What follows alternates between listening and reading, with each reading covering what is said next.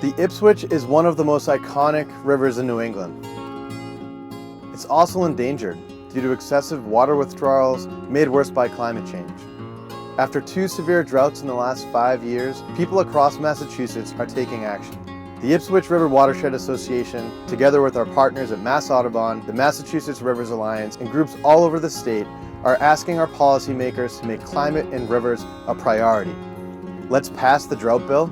Let's fix our regulations to help our communities avoid conflict and save water when it matters most. And let's help residents find ways our neighborhoods can stay green by doing things like taking the Lawn by Lawn pledge or helping our cities and town officials review local bylaws to promote low-impact development. We need to support water policies to support our cities and towns. And if we do this, we can work together to save our rivers and our communities.